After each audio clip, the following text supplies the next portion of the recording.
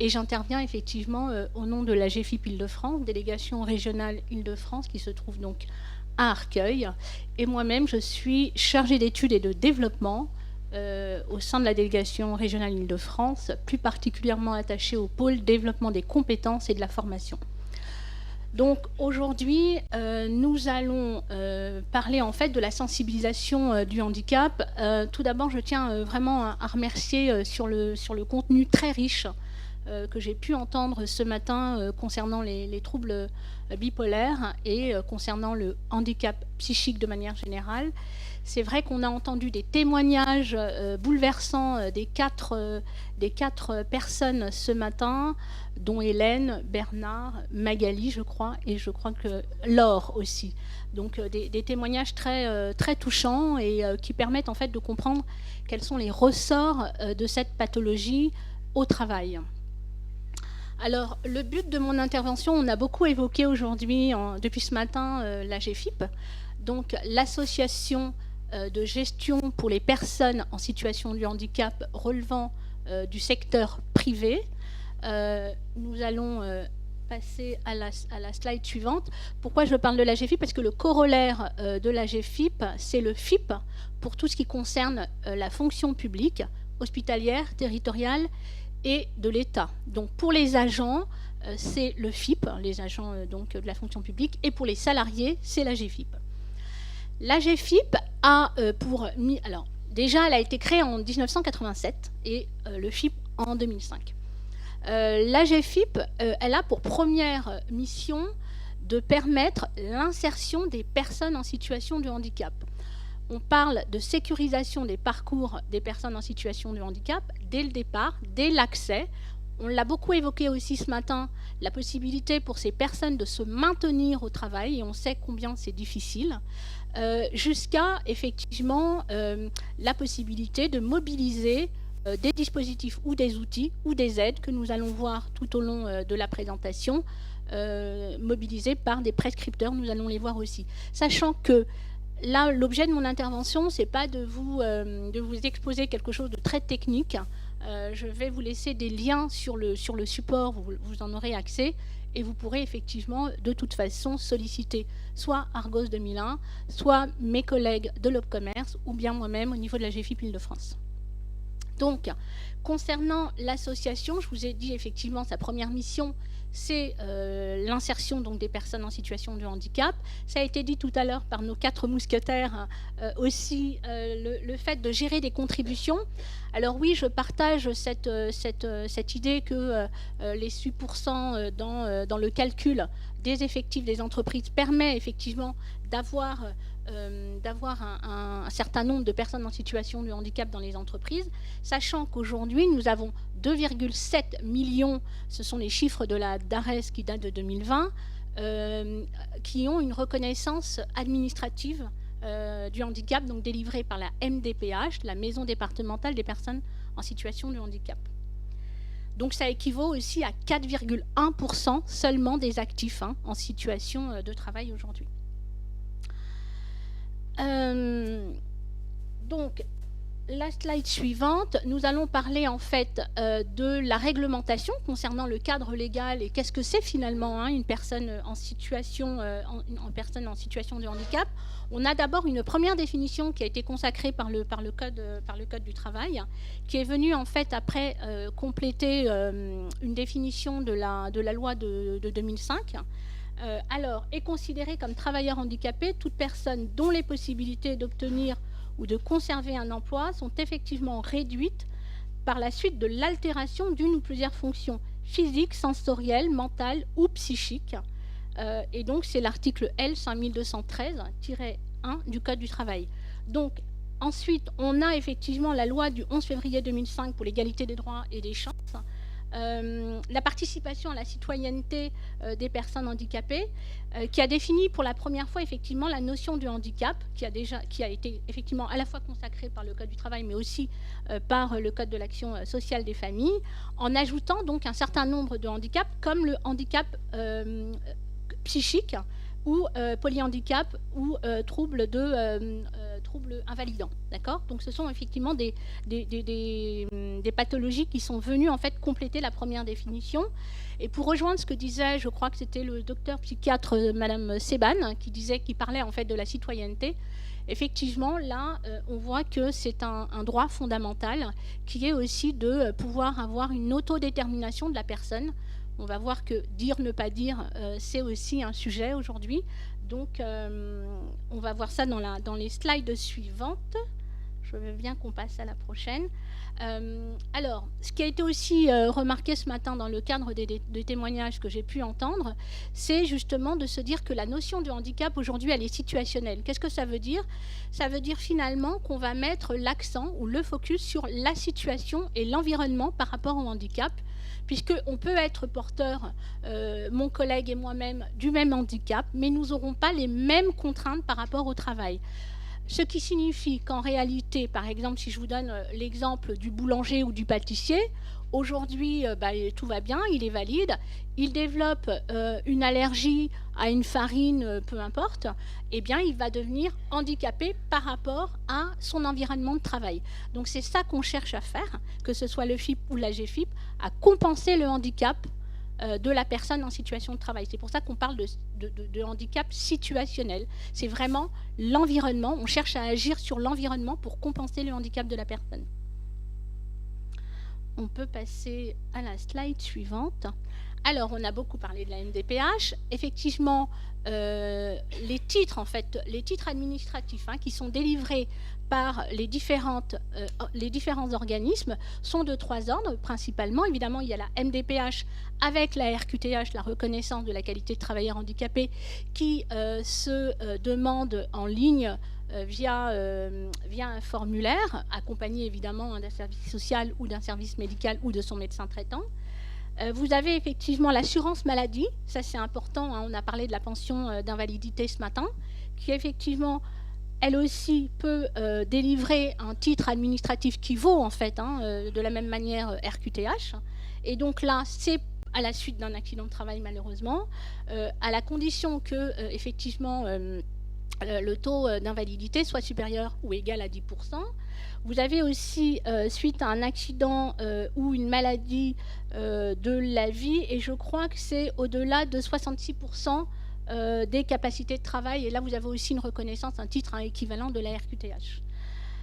Vous avez également, alors comme je ne vois pas très bien effectivement les titres administratifs qui sont reconnus aussi, qui sont délivrés par le code des militaires pour les personnes qui reviennent de guerre. Alors évidemment, voilà, aujourd'hui, c'est toujours d'actualité. Donc là, effectivement, quand il y a une invalidité, ça peut être aussi un titre administratif qui est reconnu au même titre que la RQTH. Les veufs ou les orphelins, les orphelins de guerre, et aujourd'hui aussi les victimes des attentats peuvent aussi être reconnus RQTH. Sur la slide suivante, si vous avez des questions, vous pourrez évidemment avec plaisir poser des questions tout à l'heure. Alors, on a parlé de beaucoup de situations de handicap ce matin au travers des témoignages, mais aussi au travers des explications très intéressantes des psychiatres et de la job coach et de tous les intervenants qui étaient vraiment très riches et passionnants. On voit que le handicap en fait recouvre en fait des réalités différentes. Tout à l'heure, je crois, sur la table ronde, on a parlé des handicaps invisibles. Il faut savoir qu'en France, 80% des handicaps sont dits invisibles. Alors, qu'est-ce que c'est le handicap invisible ? C'est quelqu'un qui est porteur de la pathologie du diabète. Ça, vous n'allez pas forcément savoir que votre collègue a le diabète, sauf que lui a besoin peut-être d'aller dans les toilettes ou autre part pour justement faire sa piqûre qui va bien pour qu'il puisse calculer le taux. Donc c'est aussi ça qui est important à comprendre dans la sensibilisation du handicap. Je dirais, quand on parlait ce matin de la déstigmatisation, ou des croyances ou des préjugés ou des représentations qu'on peut avoir du handicap, quelle que soit la personne, c'est aussi de lever toutes ces croyances autour du handicap. Donc, le handicap, on sait, il ne vient pas forcément à la naissance, hein, il s'acquiert tout au long de la vie. D'ailleurs, il est même majoritaire dans ce sens-là, puisqu'il est à 85%, il arrive après, enfin à l'âge adulte, hein, après 15 ans. Alors, le handicap, il n'est pas définitif, hein, tout comme la pension d'invalidité, on va y revenir sur les slides suivantes. Ce n'est pas quelque chose qui s'acquiert à vie, ça peut évoluer en fonction de l'évolution de la maladie, de la pathologie, mais aussi en fonction de la personne. Elle peut aussi se rétablir versus se réhabiliter. Hein. Donc voilà, et puis une personne en situation de handicap, puisqu'on a vu que 2,7 millions de personnes, et nos collègues tout à l'heure l'ont dit aussi, ne sont pas représentatifs aujourd'hui de l'ensemble des personnes qui ont un trouble. Beaucoup ne se déclarent pas. On peut passer à la slide suivante. Alors, la GFIP. La GFIP, il faut savoir que sa première mission, effectivement, c'est de développer l'insertion des personnes en situation de handicap. Donc, son objectif, c'est de pouvoir favoriser l'accès, l'intégration et le maintien des personnes en situation de handicap qui relèvent du droit privé en emploi. Donc, c'est tout un travail avec l'employeur. D'accord ? La GFIP intervient, puisqu'elle n'intervient pas seule, on le verra tout à l'heure, on est dans un écosystème. Elle intervient sur deux leviers. Elle intervient pour compenser le handicap de la personne, d'accord ? Et elle intervient en complémentarité des dispositions qui existent dans le droit commun. C'est-à-dire que la GFIP va s'adosser à un dispositif ou une réglementation légale pour pouvoir compléter le dispositif ou l'aide qui est en place.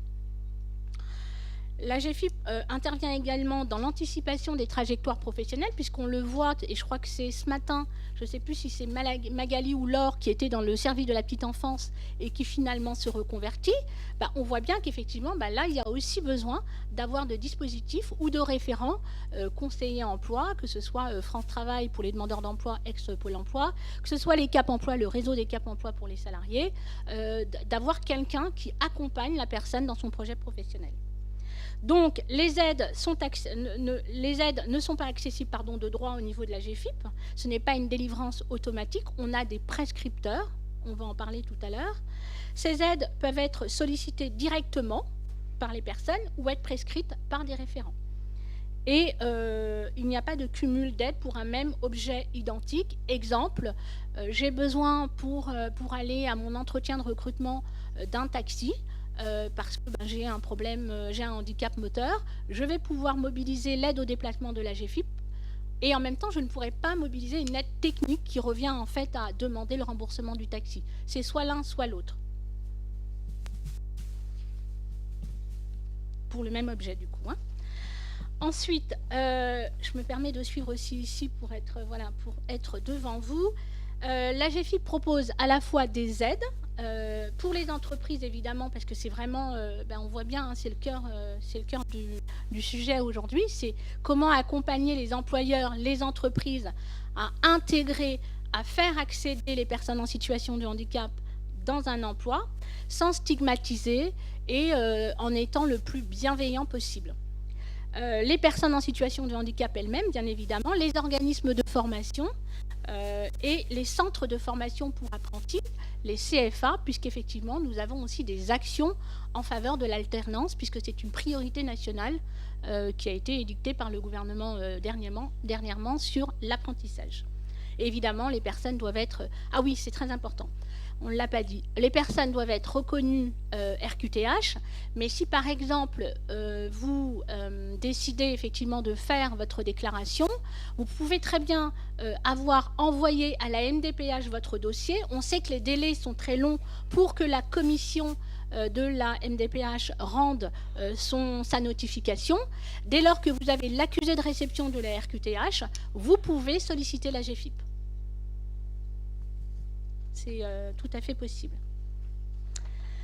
Alors l'offre de service, comme je l'ai dit, c'est sur deux jambes, à la fois sur les entreprises privées et pour les personnes. On ne va pas rentrer dans le détail, mais sachez que nous avons des aides, des dispositifs.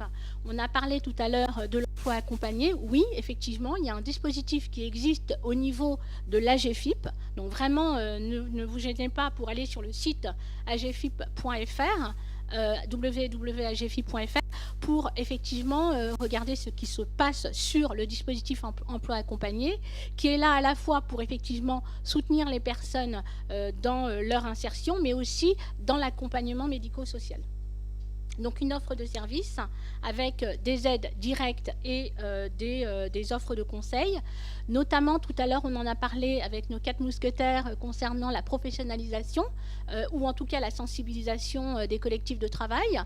Sachez que pareil, à la GFIP, vous avez sur le site ce qu'on appelle, c'est un nouveau dispositif qui s'appelle l'APRO, la professionnalisation des acteurs.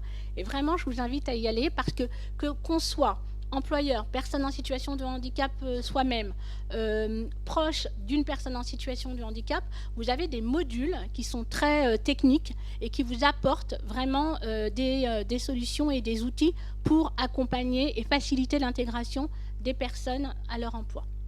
Alors je ne dis pas que c'est facile, hein, mais voilà, il y a des solutions qui existent.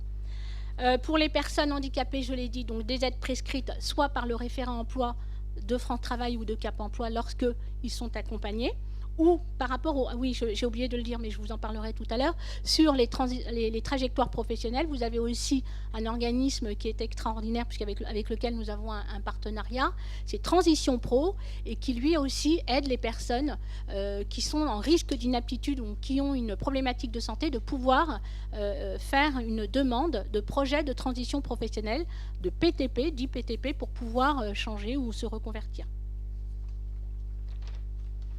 Alors, évidemment, il y a les obligations de l'employeur. L'employeur a une obligation d'aménagement raisonnable au titre de l'égalité de traitement. Quand on parle d'égalité de traitement, effectivement, on pense aux entreprises dites accueillantes, mais pas forcément. On a effectivement des obligations qui relèvent de l'employeur, qui sont encore une fois consacrées par le Code du travail et sur lesquelles, effectivement, les employeurs sont redevables. Donc, l'employeur a une obligation de mettre en place un aménagement raisonnable au poste et à l'environnement de travail de son salarié en situation de handicap, conformément à l'article que nous avons vu au départ, l'article L5213-6 du Code du travail. Et cette obligation, évidemment, dépasse les seuls aménagements du poste et des locaux. Je vais vous donner un exemple. Une assistante technique ou une assistante administrative, évidemment, elle aura son ordinateur et puis son téléphone. Bon, ça, c'est un aménagement dit raisonnable, normal, en fait, ordinaire. Si c'est une personne en situation de handicap, il faut vraiment aller identifier, diagnostiquer les besoins qui sont nécessaires à ce que la personne puisse réaliser sa mission ou son activité.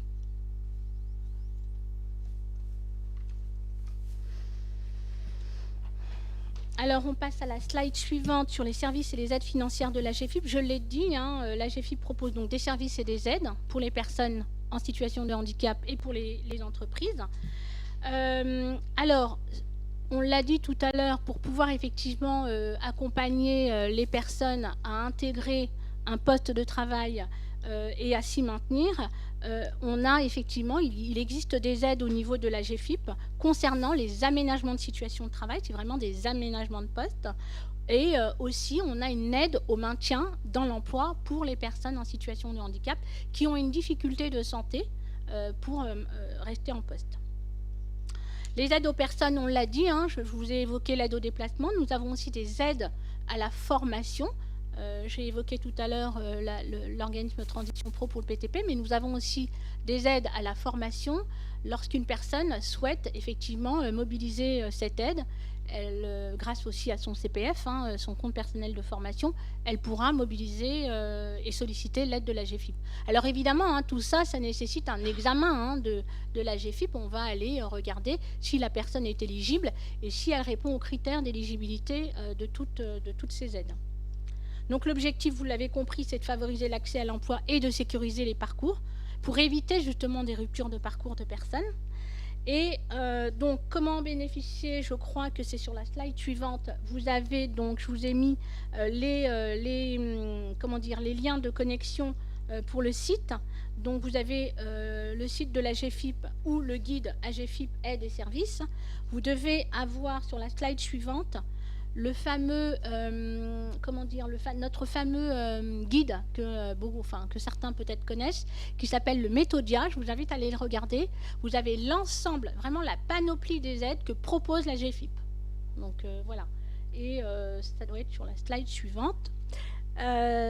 Donc voilà, ça s'appelle Méthodia, M-E-T-O-D-I-A.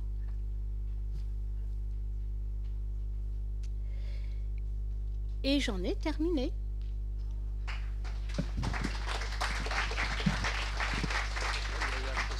Oui, sûrement. S'il y a des questions. Merci beaucoup. Si vous avez des questions, je vous en prie. Patricia, je vais te donner le micro. Est-ce qu'il y a des questions? Oui, je vous en prie. Madame tout à fait au bout là-bas.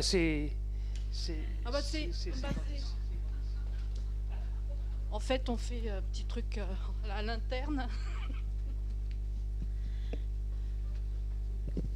Oui, j'ai une question. Un dirigeant salarié qui a le RQTH a le droit, donc c'est une SASU, cette personne a-t-elle le droit de bénéficier des budgets de formation, en plus de son OPCO, opérateur de compétences, de financement d'ordinateurs et tout, adapté à justement son handicap psychique, à tous ces financements et des aides d'accueil, etc.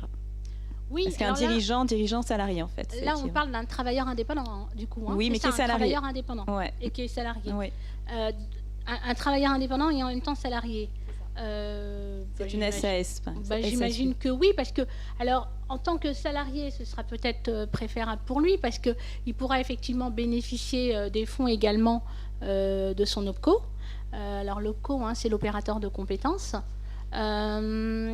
Oui, c'est peut-être même préférable. Alors après, justement pour les indépendants, c'est le FIPPL, le fonds d'insertion pour les personnes, pour les professions libérales. Je vais y arriver. Oui, mais là, c'est pas une profession libérale. C'est un salarié. Oui, c'est un travailleur indépendant. Ok. Donc c'est FIPPH, c'est ça? Alors le FIPPL. Profession libérale. Ah oui, c'est ça. Mais alors, le FIPL, c'est en tant que travailleur indépendant, par exemple un avocat, un architecte, ok. Et s'il est salarié, ça dépend de la branche, dans laquelle il travaille, puisqu'en fait les branches professionnelles sont. Pour le coup, c'est un salarié dirigeant qui est au Syntec, donc qui est assimilé profession libérale, donc ça sera le FIPPL. Donc le non, FIPPH. alors ce sera pour l'informatique, c'est Atlas. Oui, c'est Atlas pour l'OPCO, mais ça sera la GFIP. Ah bah oui, ça sera FIPPL. On est toujours sur le fameux FIPPL. Voilà. Ok, merci beaucoup. Alors, il y a une question en webinaire. Oui, bien sûr. Juste une question pratique. Est-ce que vous pourriez repasser la slide concernant les bénéficiaires de l'article L5212 du Code du travail? Parce que votre slide, elle était tronquée. Je ne sais pas si c'était mal cadré. Oui, alors c'est peut-être moi, je le renverrai à l'association. Parce qu'effectivement, ça a été, je l'ai vu là, alors je ne sais pas si c'est parce que quand on a transmis le document, mais je le renverrai. D'accord. Il y a une question d'abord en webinaire. Oui, alors en webinaire, nous avons Emmanuel qui nous dit dossier MDPH envoyé, merci de préciser la notion d'alternance. Quel public est impliqué? Merci. Alors attendez, vous pouvez répéter pour un dossier MDPH envoyé. Oui. Quelle est la notion à préciser en notion d'alternance et quel public est concerné pour ce type de dossier? Alors, si je comprends bien la question, vous allez m'aider. C'est peut-être pour une personne qui a envoyé sa demande à la MDPH et qui est alternant? C'est ça? C'est pour un alternant? Ça doit être ça, oui. Un alternant, c'est un alternant quand il sera en entreprise. Alors, l'alternant, c'est celui qui cumule à la fois la théorie et la pratique, donc l'entreprise et son école ou son centre de formation, son CFA. Donc, mais quand il est en entreprise, il est salarié. D'accord. Oui. Oui, Thibault. Micro. Donc je disais, j'ai été dans cette situation en tant qu'alternant, j'ai fait ma demande de RQTH. Donc pour info, ça prend, il y a à peu près 7-8 ans, c'était 9 mois, donc ça doit être... Oui, les délais sont longs. C'est pour ça que je parlais d'accusé de réception. Ouais, voilà, et c'est ça que j'ai utilisé. Oui. Donc c'est exactement pareil que pour n'importe quel salarié, vu qu'on est salarié de l'entreprise voilà, exactement. Ouf, vous confirmez.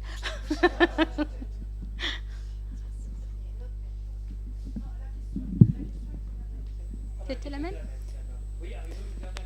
Alors,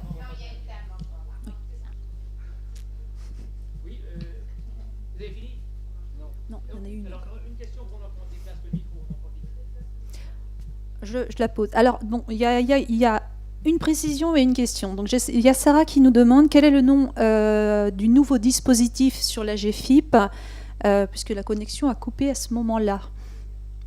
Donc, le nouveau dispositif sur la GFIP. Alors, j'ai parlé de l'APRO, de la professionnalisation des acteurs, qui est une plateforme digitalisée. Je vous invite vraiment à y aller parce que c'est pour l'ensemble des professionnels. J'ai oublié de dire, effectivement, je vais citer Transition Pro, mais il faut aussi que je cite tout l'écosystème. Enfin, c'est bien de le savoir.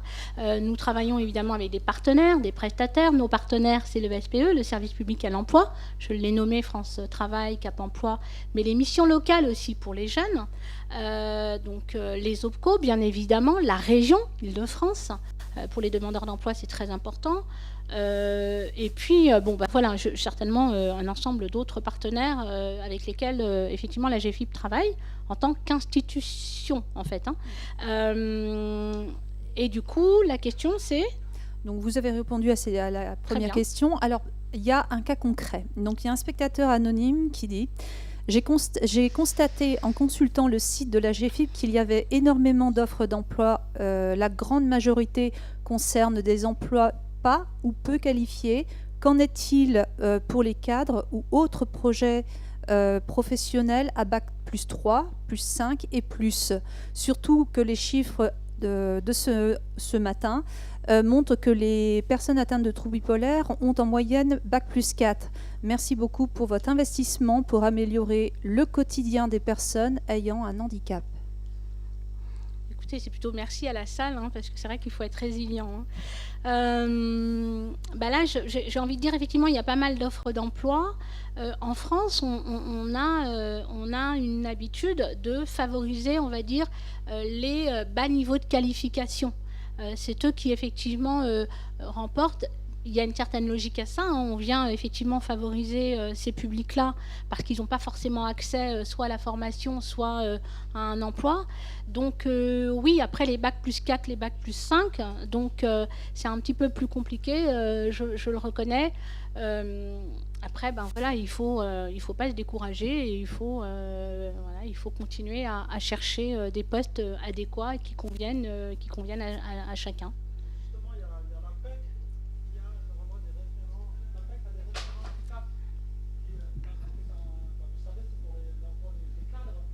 Alors, je précise au micro parce qu'autrement, les spectateurs sur webinaire ne vont pas entendre. Voilà. Au micro, ouais.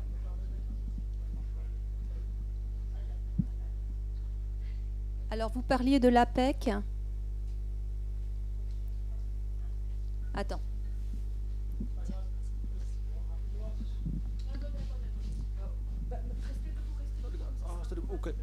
C'était pas une intervention, c'était juste une information.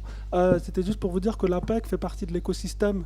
On a France Travail et l'APEC a des référents handicap qui sont dédiés justement pour les cadres, voire même dans l'éducation nationale, les universités ont des référents handicap qui travaillent pour l'insertion des personnes en situation de handicap. Donc il ne faut pas hésiter à se rapprocher de ces instances, enfin de ces prescripteurs. Voilà, c'est juste ça.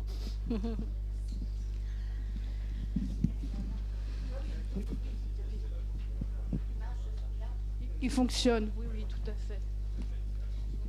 Alors, voilà.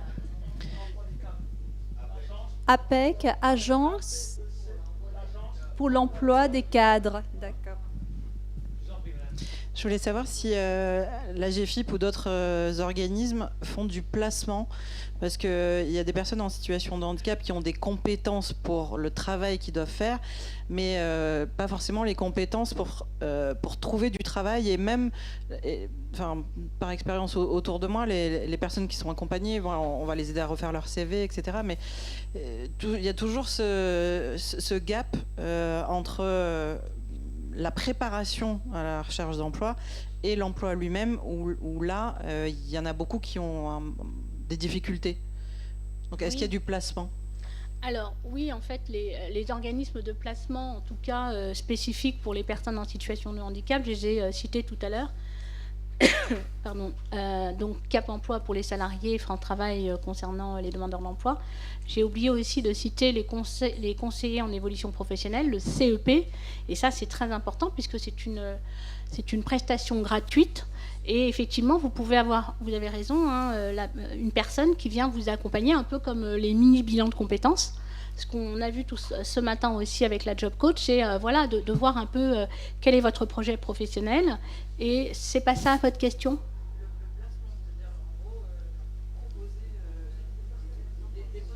Ah oui, alors, vous parlez en fait quand on est en immersion dans une entreprise, par exemple ?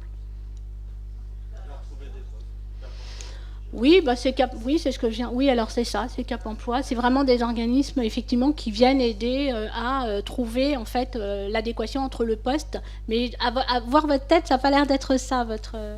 Alors.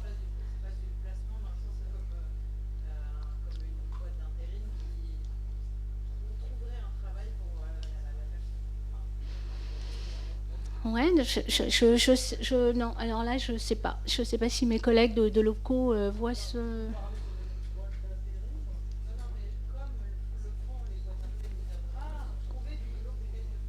Oui, c'est ça. Enfin, c'est ce qu'on vous dit. Hein, c'est les Cap Emploi. Pour les personnes en situation de handicap salarié, c'est les Cap Emploi. Prescripteurs, les Cap Emploi. C'est-à-dire en fait, ils ont la possibilité, les Cap Emploi, de mobiliser une prescription visant la personne que vous avez en face. Ça va lui dire, comme elle a dit carrément, un bilan de compétences, voire même quand j'ai entendu parler ce matin d'une job coach, on est amené à financer ce type de prestations, mais la personne centrale, c'est le Cap Emploi ou le Tranche Travail. C'est eux qui vont vous accompagner sur le demandeur d'emploi. Enfin, je me permets de parler avec eux parce que je travaille avec eux, mais après, je ne vois pas c'est quoi la question qu'ils aient pas répondu. Non, mais ça doit être ça. Et si, voilà. Et si vous pourrez venir me voir par la suite, il n'y a aucun problème. Je vous propose... oui, madame, je vous en prie, je viens... Une dernière question, parce qu'après, il faut respecter les horaires qu'on ne respecte pas. Mais enfin, bref, je vous en prie, madame. Merci, monsieur. Bon après-midi à tous. Je me permets d'intervenir parce que vous allez essentiellement parler de la GFIP, c'est normal, vous la représentez. Moi, je suis dans la fonction publique d'État et vous êtes passé un peu trop rapidement, si je puis me permettre, sur le FIP. Sachant que l'État est l'employeur qui met le plus tardivement en place les lois qu'il impose au secteur privé, au secteur public, le handicap, les RQTH, ils sont traités comment au FIP? Parce que moi, je viens de le découvrir grâce à votre intervention et je vous en remercie. Donc, juste en 2 mots, si c'est possible. Voilà. Bien sûr. Merci écoutez, beaucoup. je sais bien parce qu'effectivement, il n'y a pas que des salariés, il y a aussi des agents de la fonction publique hospitalière, territoriale et de l'État. Par contre, j'ai ma collègue là tout de suite qui va pouvoir vous répondre sur le FIP.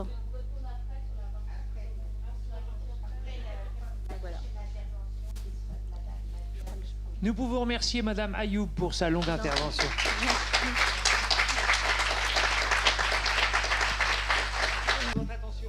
Donc, bonjour, je vais me présenter avant de lancer le diaporama. Donc, je suis la correspondante handicap du ministère de l'écologie et de la cohésion des territoires. Donc, je travaille notamment avec Dominique Guyot.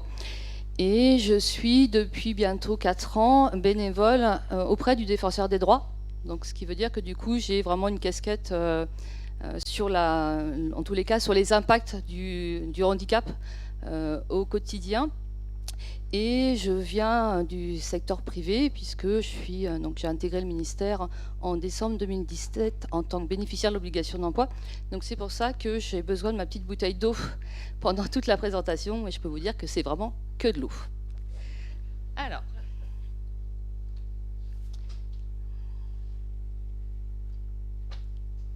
juste un point qui est important. Donc aujourd'hui, ce que j'annonce, c'est au niveau du ministère de l'écologie Donc je ne parle pas en fait en tant que pour toute la fonction publique et donc pas non plus également pour éventuellement d'autres ministères puisque j'ai une collègue homologue qui est présente également aujourd'hui. Alors, juste pour vous donner un petit peu une vision du taux d'emploi, donc on en parlait que effectivement les entreprises de plus de 20 salariés et le secteur public, à partir du moment où il y a plus de 20 agents, ont l'obligation d'avoir 6% de personnes en situation de handicap dans leurs effectifs.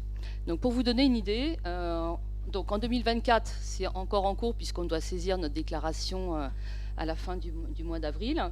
En 2023, on était à 7,56 et à 8,02 en 2022. Alors, on n'a pas régressé, c'est juste qu'on a changé en fait de support pour la déclaration et donc du coup, elle nous est moins favorable alors qu'en fait, on a les justificatifs, mais pour diverses raisons un petit peu d'organisation parce que notre ministère, il est sur le plan national, mais également sur l'outre-mer. Alors, on a dans ce ministère une volonté vraiment active qui est vraiment tournée vers le recrutement des personnes en situation de handicap, mais également sur le maintien. Donc moi, j'axe beaucoup sur le maintien des agents en situation de handicap, et donc on a également des objectifs de recrutement. On a plusieurs conventions avec le FIPHFP. Donc tout à l'heure, on a une personne qui venait nous présenter donc la GFIP, et donc on a le pendant pour la fonction publique qui s'appelle donc le FIPHFP et avec qui on conventionne depuis 2013. En fait, je ne sais pas si vous êtes informés, mais vous avez deux possibilités en termes de convention. Soit vous avez un périmètre avec peu de personnes en situation de handicap et une dépense inférieure à 40 000 € à l'année, vous avez possibilité de traiter directement avec le fonds d'insertion. Enfin, quand je dis traiter, c'est les référents handicap. Et après, quand on a des structures qui sont plus grandes comme le nôtre, où on a 2500 personnes déclarées en situation de handicap, nous, on a fait choix de conventionner avec le FIP et donc du coup d'avoir des moyens financiers beaucoup plus conséquents que les 40 000 €. Pour vous donner une idée, sur notre convention, on est à 2,5 millions d'aides du FIPHFP et notre ministère octroie en plus des crédits ministériels à titre de 300 000 € à l'année.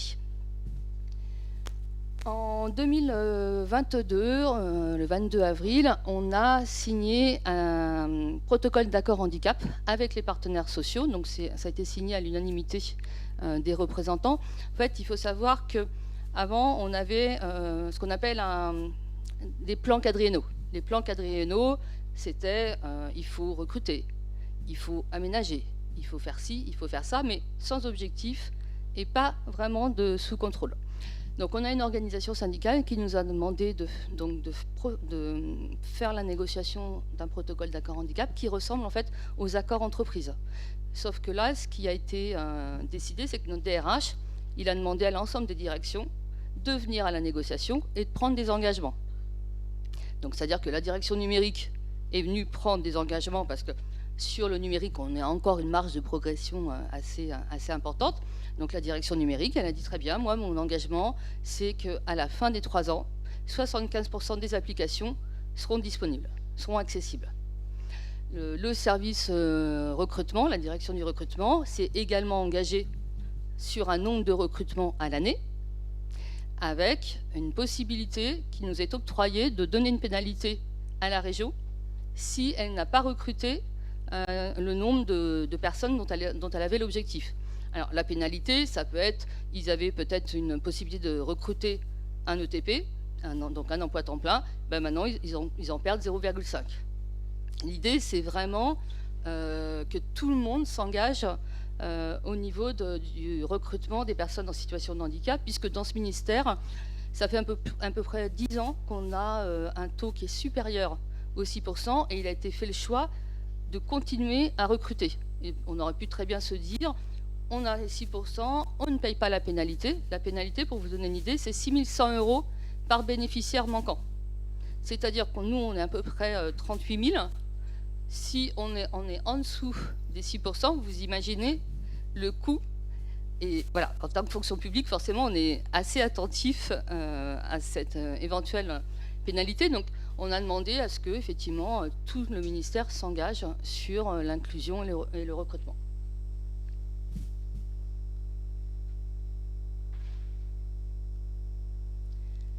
Alors, je ne sais pas si vous savez comment est constitué le FIPHFP. Donc, le FIPHFP, vous avez des collèges employeurs, vous avez des collèges des organisations syndicales et vous avez des collèges d'associations. Quand on a renégocié notre convention de 2018, quand on s'est présenté au FIPHFP, il y avait une personne de l'UNAFAM, donc Michel Doussin, qui regarde notre projet de convention et nous demande de faire en sorte que cette convention, la priorité, ça soit le handicap psychique. Donc on a confirmé que sur la précédente convention et à nouveau sur la nouvelle, que la priorité, c'est le handicap psychique. Mais alors, il n'y a pas de différence entre un traitement d'une personne qui, par exemple, a un problème de jambe et le handicap psychique, mais il y a vraiment une volonté de travailler sur le handicap psychique qui peut encore un peu faire peur aux employeurs. Donc, comment est-ce qu'on fonctionne? Donc, on a mis en place, donc juste avant le Covid, un module de formation. On avait créé un module de formation, donc en l'occurrence avec cette association, qu'on souhaitait donc sur une journée sur toute la France. Le Covid est arrivé, donc moi j'étais vraiment beaucoup plus favorable au fait de faire cette présentation en présentiel, mais voilà, on n'a pas pu le faire, donc on dispense cette formation depuis 2019 en distanciel, et c'est une formation, une sensibilisation où on a régulièrement des personnes qu'on doit malheureusement refuser dans le cadre de cette formation. Et depuis 2018, on rajoute systématiquement une session par an. Donc là, vous voyez, en 2024, on est sur 7 sessions parce que on a fait le choix, enfin moi j'ai fait le choix de me dire que je ne peux pas orienter une politique handicap du bureau de la Grande Arche au 13e étage. Parce que je pense que c'est important d'avoir des éléments concrets, et le plus important, c'est d'avoir des témoignages de personnes qui sont concernées. Donc on a depuis le début systématiquement un représentant d'association. Donc là, en l'occurrence, c'est parfois Alix ou parfois Michel, qui sont parents d'enfants en situation de handicap psychique, donc qui expliquent à nos agents concrètement, au quotidien, c'est ça. Si on demande, notamment Michel, s'il demande à son fils Thibaut de ranger sa chambre, il ne sait pas le faire. C'est beaucoup trop vaste. Donc il nous explique, il va lui dire, tu plies ton oreiller, tu vas ranger tes chaussettes. Voilà. Et donc tout ça, ça fait qu'il y a une réelle conscience aussi du handicap psychique. On a la chance de travailler avec une psychologue clinicienne que je trouve vraiment particulièrement incroyable, et vraiment qui explique les conséquences du handicap. Elle explique aussi la solitude des personnes qui sont porteuses d'un handicap psychique. L'idée étant vraiment que tout le monde comprenne l'impact du handicap psychique au niveau de l'emploi. Une chose qui est intéressante, on en parlait tout à l'heure, c'est que les personnes qui s'inscrivent à notre formation, donc au début c'était sur les 2 premières années, proposer déjà aux personnes qui sont soit dans le pôle social, les assistantes sociales. Voilà. Là, depuis 2021, c'est une session qui est ouverte à tout le monde. Les personnes qui s'inscrivent, ce sont soit des parents d'enfants porteurs de handicap psychique, soit des collègues qui, effectivement, on pense qu'ils ont quelqu'un dans leur équipe, et on a énormément d'encadrants qui nous disent, on pense qu'on a quelqu'un qui est porteuse d'un handicap psychique, mais on n'a pas l'information, et surtout, on voudrait l'aider. Donc, c'est en fait ce format à plusieurs qui fonctionne vraiment très bien. On a intégré la dernière fois aussi une agente dans cette session, donc sur une journée, qui a souhaité aussi expliquer aux personnes, mais vraiment pour que les gens se rendent compte, absolument pas du tout dans le but de culpabiliser, mais effectivement, je pense que quand on fait cette sensibilisation, après, on est quand même un peu chamboulé.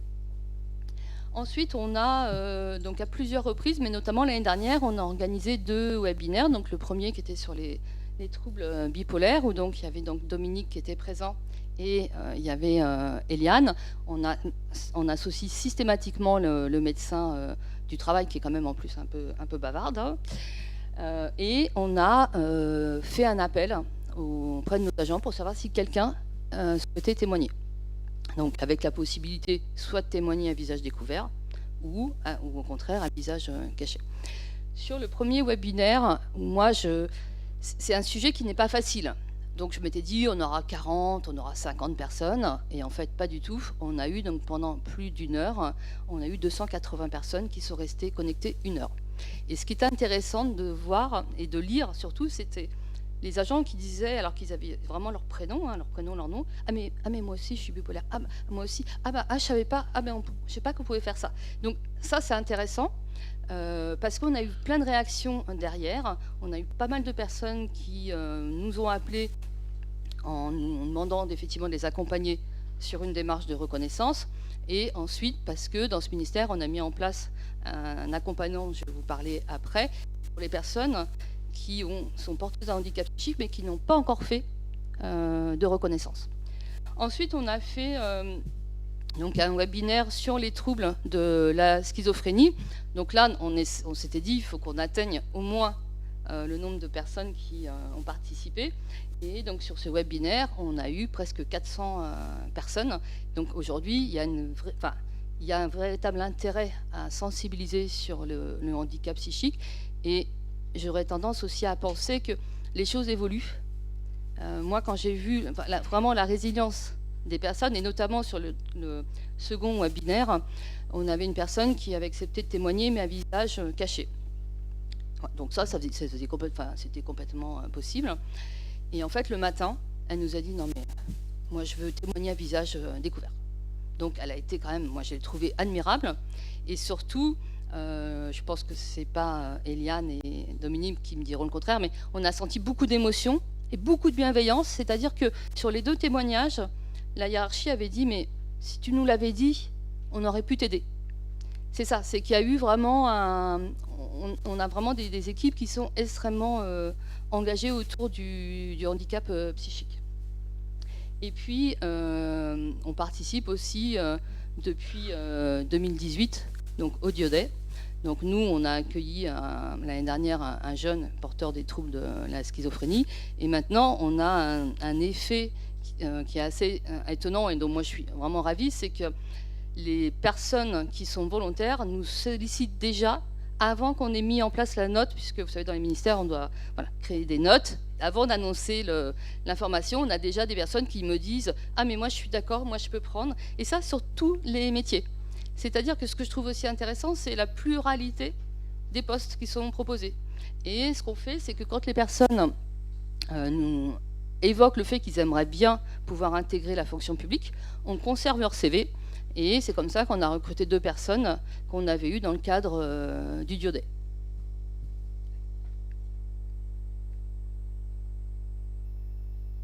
Alors, juste pour vous donner une idée, en fait, au niveau des actions de sensibilisation, donc on a environ 100 personnes qui sont formées chaque année. Et ensuite, les nouveaux secrétaires généraux et les nouveaux responsables des ressources humaines sont formés obligatoirement sur le handicap. Ça fait partie du même degré qu'une formation, par exemple, sur le développement durable. Alors, on en a beaucoup parlé, mais je voulais aborder les partenaires avec qui on travaille. Donc aujourd'hui, on ne pourrait pas avoir ce degré d'implication et d'engagement au niveau du handicap si on n'était pas accompagné du FIPHFP. Vraiment, les deux motifs, vraiment les deux fonctions du FIPHFP, c'est le recrutement.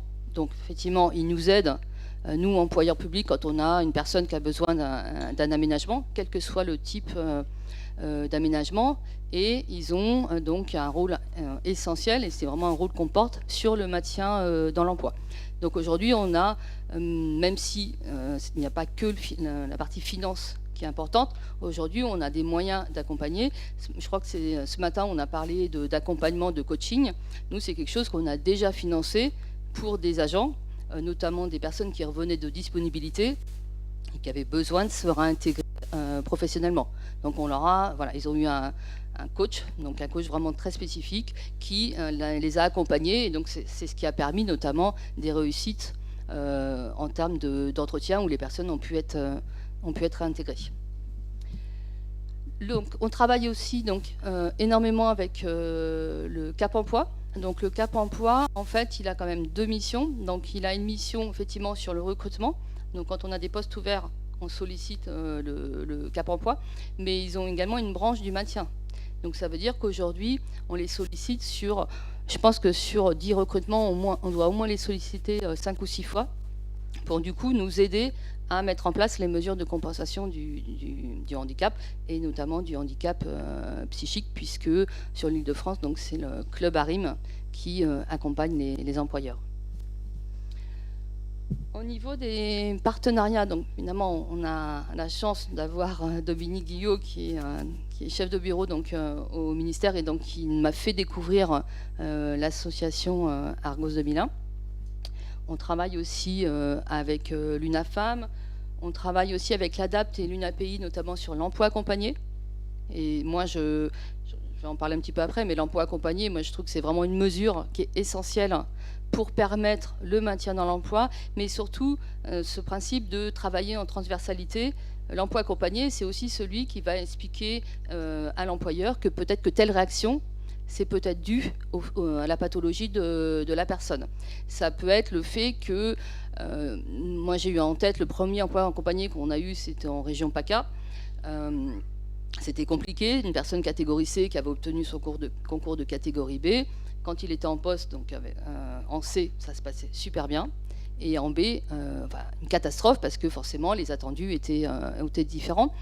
Et on a mis en place l'emploi accompagné, ce qui n'a pas toujours été facile, hein, puisque l'emploi accompagné, ça veut dire que la structure vient à peu près 20 heures par semaine chez l'employeur.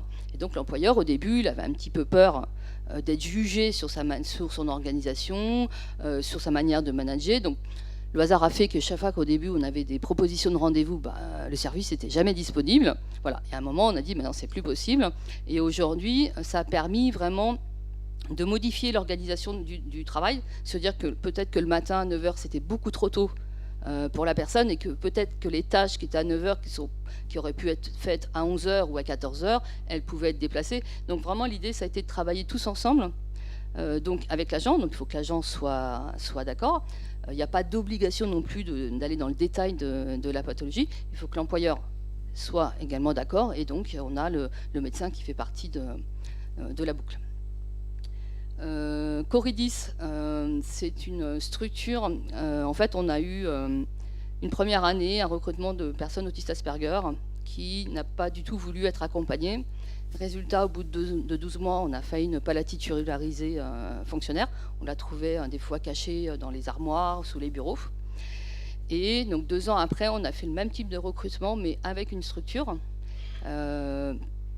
Pareil, autiste Asperger, mais voilà, il l'annonçait clairement sur son CV.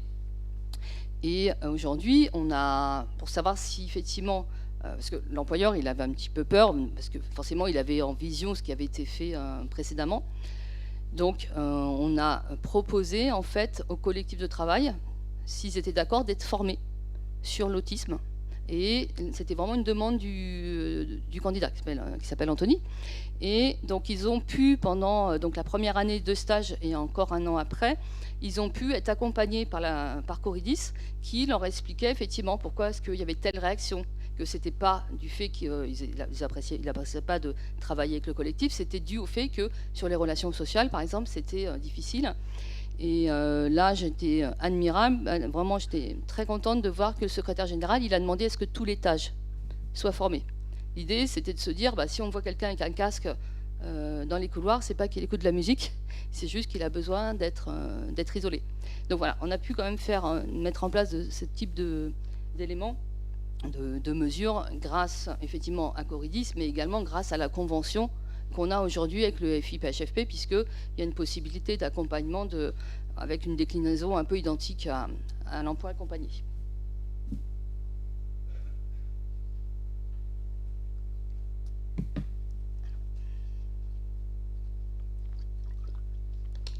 Alors, je vous en ai parlé un petit peu après.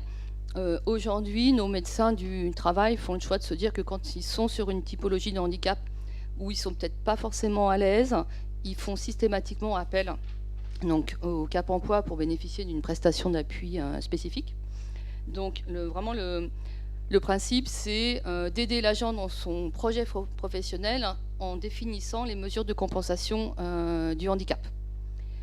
Il faut savoir que le Cap Emploi, en fait, aide les personnes qui ont effectivement une reconnaissance, ou en tous les cas qui ont une notification de bénéficiaire de l'obligation d'emploi, mais également à ceux qui sont en devenir de l'être.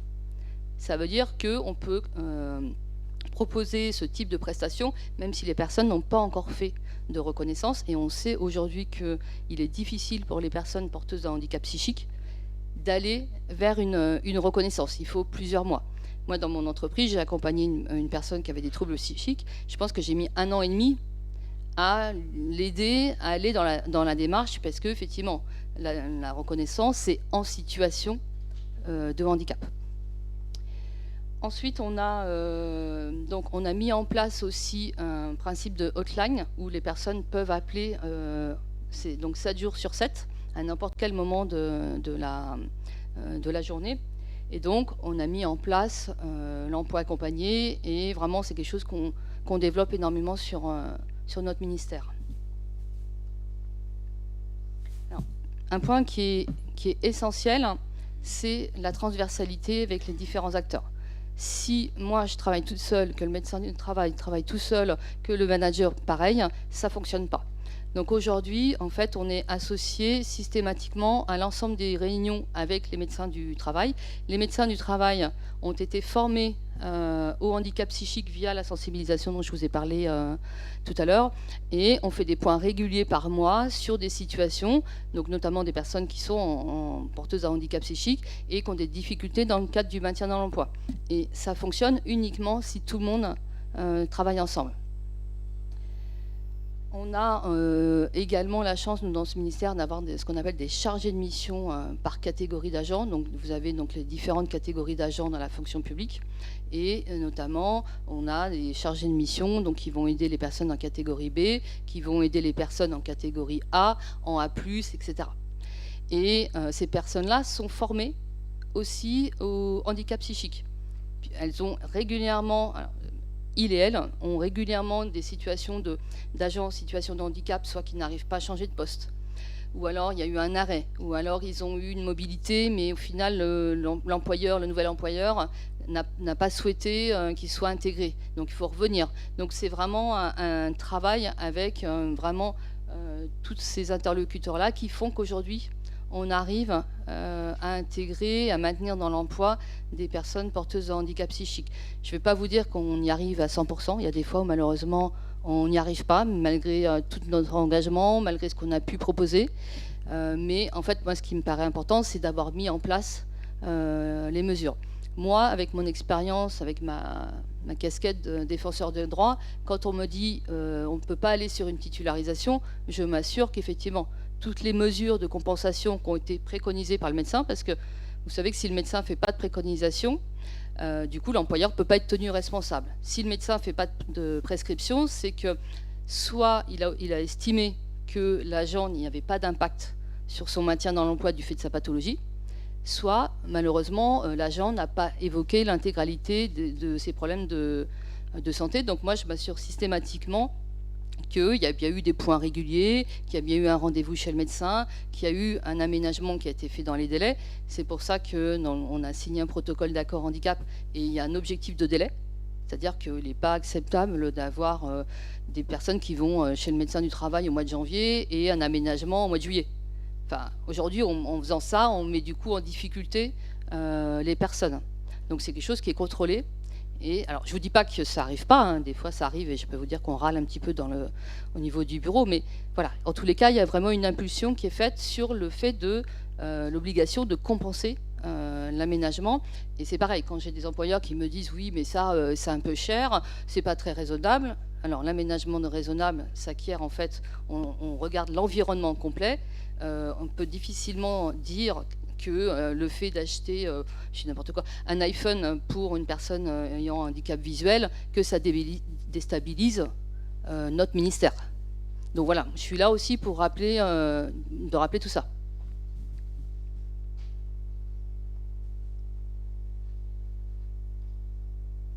Alors, je voulais juste, avant que je termine, on a aujourd'hui une aide, donc qui est le catalogue d'intervention du FIP, hein, que vous trouvez directement sur Internet. Et pendant le Covid, on a fait un groupe de travail avec justement les associations donc le FIPHFP, donc sur tout ce qui est handicap non visible. Effectivement, vous avez vu, il y a plus de 80%, ce sont des handicaps non visibles. J'en suis même la preuve.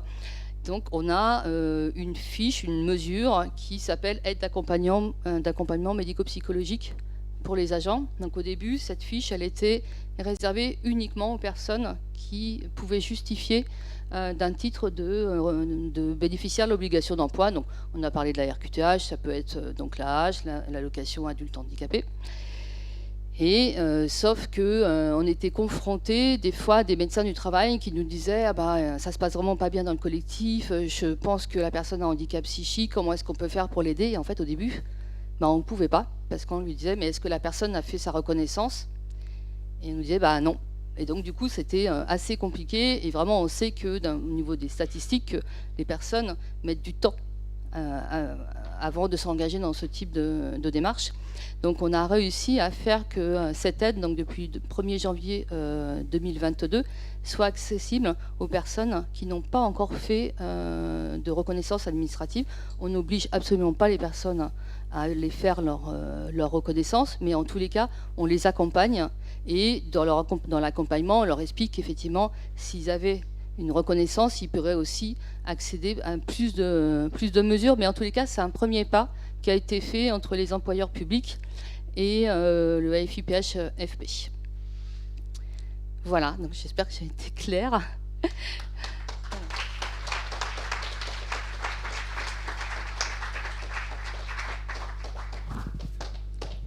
Est-ce qu'il y a des questions dans la salle?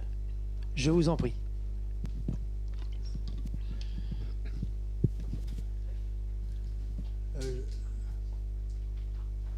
Je voulais savoir, personnellement, je suis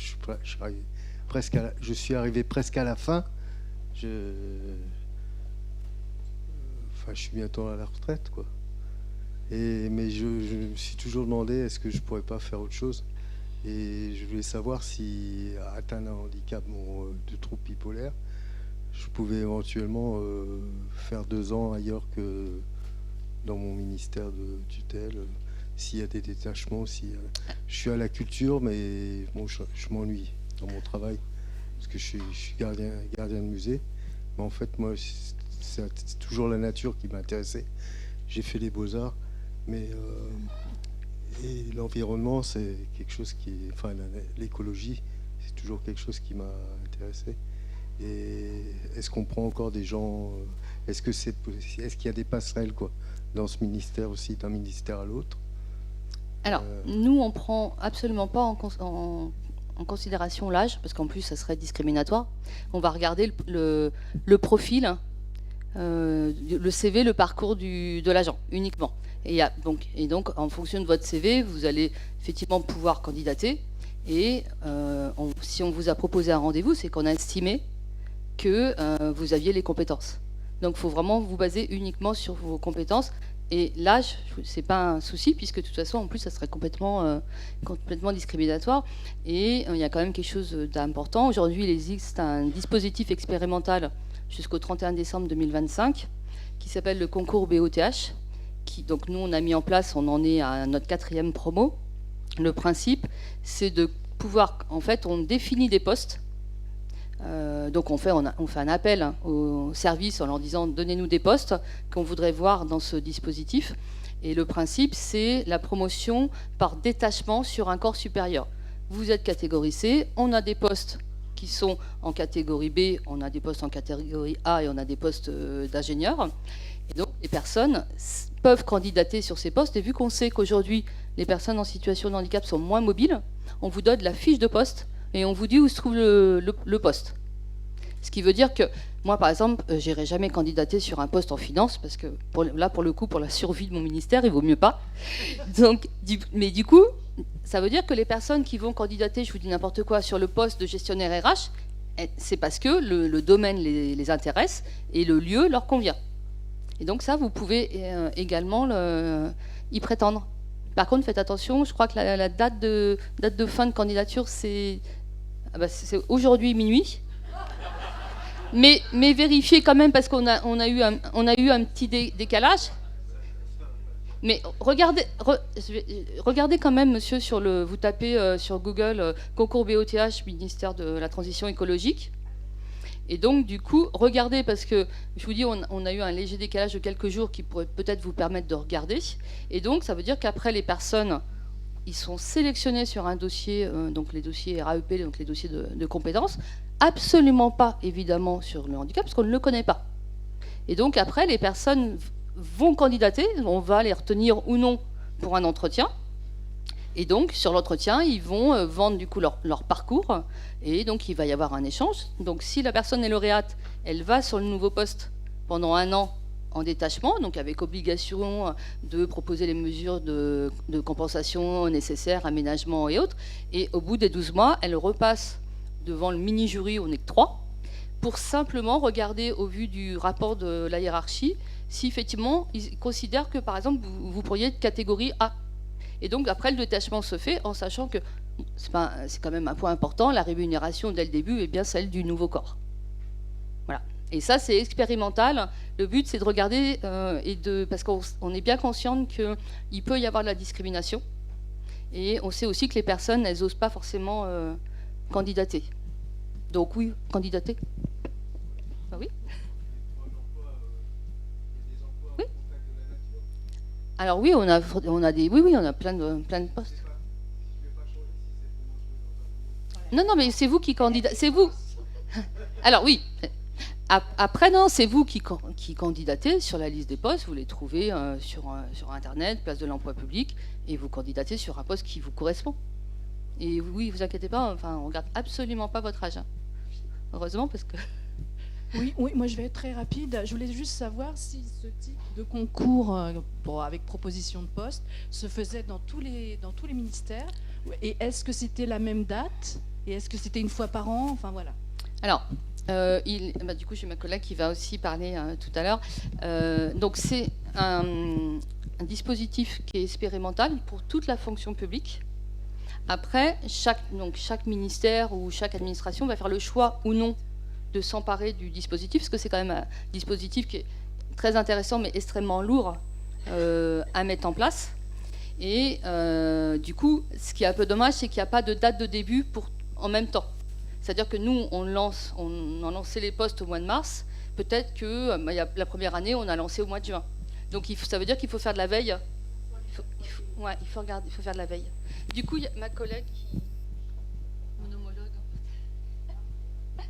Oui, je vous en prie. J'ai une bonne nouvelle pour vous, cher monsieur, le soleil n'est pas couché. Vous avez encore jusqu'à minuit. Bonjour à tous, je suis Emmanuelle Lavergne et je suis déléguée handicap du ministère des Armées. Donc effectivement, le mode de recrutement que vient de présenter Nadia, il est organisé dans de nombreux ministères et établissements publics à des dates différentes, comme le disait Nadia. À partir du moment où on est fonctionnaire et en situation de handicap reconnu, donc BOETH, on peut se présenter au concours de son choix. Souvent, même toujours, ces avis de concours sont publiés. Ils sont publiés au journal officiel, ils sont publiés dans le site de la DGFP. Voilà, les personnes concernées peuvent se présenter dans d'autres administrations que la leur. Et pour nous, au ministère des Armées, c'est plutôt vers la fin de l'année que les concours sont organisés. Mais les avis sont publiés bien avant, vers septembre. Voilà. La condition, quand même, c'est un concours qui est uniquement pour les fonctionnaires et fonctionnaires.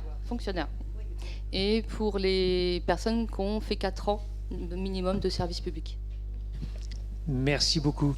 Attendez, je garde une seconde parce qu'il y a une autre question. Je voulais simplement préciser comme ça que le ministère des Armées jusqu'à nouvel ordre des Armées s'écrit en 2 mots. Parce que... Bien, je crois qu'il y a une question de webinaire. Alors oui, en question webinaire, nous avons Christian qui nous dit « Certaines personnes n'osent pas demander à s'inscrire comme travailleurs handicapés de peur de perdre une part énorme de leur rémunération. » C'est un vrai sujet. L'AAH, donc l'allocation adulte handicapé, est souvent bien inférieure à la rémunération d'un fonctionnaire, qui inclut une part importante de primes. Qu'en est-il ? Alors effectivement, l'AAH est soumis à conditions de ressources, ce qui explique que par exemple, nous dans notre ministère, on n'en a que 3. On n'a que 3 personnes qui ont un AAH, mais ça veut dire aussi que les personnes, du coup, elles ont une rémunération supérieure à ce qui est octroyé par l'AAH. Et après, effectivement, le fait que les fonctionnaires, leur traitement est composé d'une part fixe et quand même d'une part importante de primes, malheureusement, du coup, la règle, elle comprend la totalité du traitement. Donc après, ça veut dire aussi que quand on a l'AAH, on a potentiellement une retraite aussi moins importante que si on s'était maintenu en emploi professionnel. Très bien, merci. Merci beaucoup. On peut applaudir Nadia naturellement. Merci beaucoup.